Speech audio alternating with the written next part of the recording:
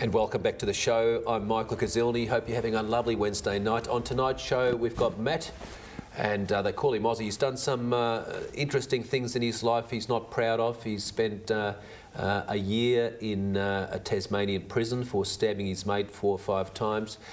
He's done some other jail terms in Melbourne, but he's really turned his life around, and he's a good father, and he's not there yet, but he's doing his very best. But I'm proud of him. He's here to share his story, and he's very real, and I think it's very important to be straight down the line, rather be pretentious all the time. And when you went to the county court there, Matt, you, in your mind, what did you think you'd get for that stabbing?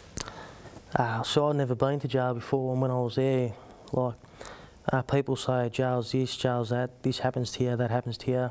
You know, it depends what you've done. Did you know you're going to get 12 months, or did you expect 5 years? Well, all the boys here were giving me heaps. You know, in the mainstream, they're going, oh, you know, you're going to get 6 years, you're gone, you're gone. And I'm like, what? Yeah.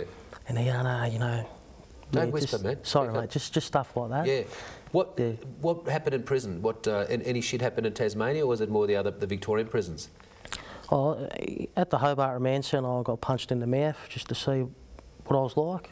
You're a pretty tough bloke. You would have retaliated. The bloke would have ended up second best, huh? Oh, I did retaliate, but it was more to see what I'd do. Like, would I go to a screw? Would I keep it to myself? I sorted it out with the bloke. Did you? Yeah, I wouldn't go to screws and that. No. After leaving Tasmania on your extended holiday, you came back to Melbourne. What happened next? I celebrated my 6 months of sobriety by having a drink. Yep. Before I come back to Melbourne at the Hobart Men's Gallery, which was probably as big as where we're sitting now. So obviously in prison, no grog for 12 months. Nah, nothing, no grog, no women. So then you went back and wanted to celebrate, and you thought, we'll get some new chicks at the Men's Gallery. Yeah, it was hard too, because I was in Tassie. I didn't have any family and that there, even though some of my family is there. Apparently I got in touch with one of my uncles or something the night I was coming back. I was meant to go see him, but I got too drunk and come home. What happens at the men's gallery? You let your hair down and had a few too many? Yeah, I ended up, after that, I met this bloke there. He ended up dropping me off at another strip club, which was closed. So I ended up going to this Bethlehem house accommodation. Yeah. Stayed there, woke up sick as the next day. The chaplain of the prison actually gave me, I called him up, he gave me a lift to the airport, paid for my ticket back, gave me 20 bucks, told me not to spend it on alcohol, but I did as soon as I hit the ground in Melbourne. And then from there I was just off my head, living in South Melbourne, staying mostly with my brother, who's helped me out more times than I care to mention, you know what I mean? Yeah. He's got his own stuff to do, he's in and out of prison and that, dealing with his own problems. Yeah. But yeah, just running amok. You're running amok, getting smashed most days? Yeah. Yeah, so, and then more trouble with the police?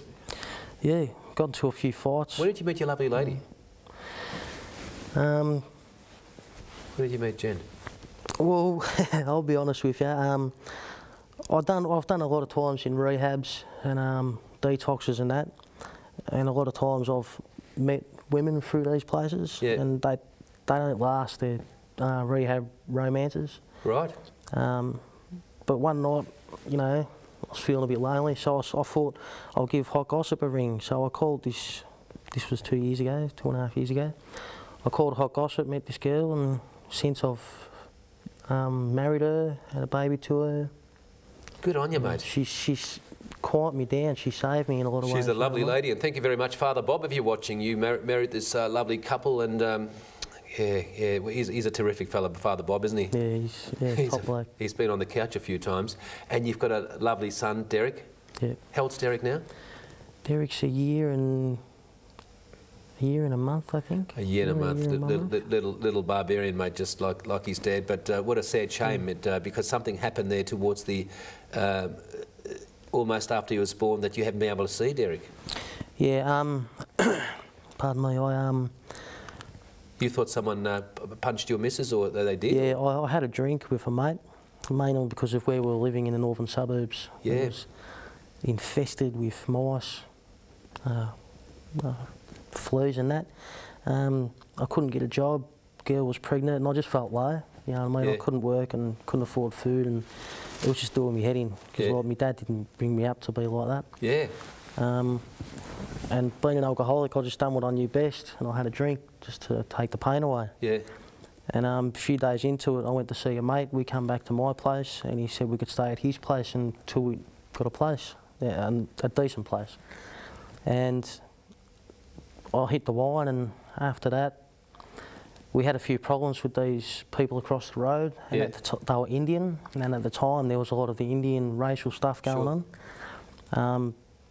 One of the Indian guys knocked on the door. My partner answered, came back in crying with a black eye, and with Derek, my baby, inside her, and I just seen red. Yeah, I can And I imagine. seen him running home, so I picked up a knife, because I knew that there was a lot of guys there, you know. Yeah. So I picked up a knife, chased him into the house. No one got hurt or anything like that, because my mate come over and stopped the whole thing. Sure. So I got done for aggravated burg. Shortly after I got released from prison on bail to front up for the hearing, Yeah. the committal and that, they threw armed rob at me as well, because I had one of their phones in my hand just saying, call your mate, where is he, this and that. Technical armed robbery. Yeah. And an aggravated burg because he went there to assault. Yeah. It's all very technical, isn't it?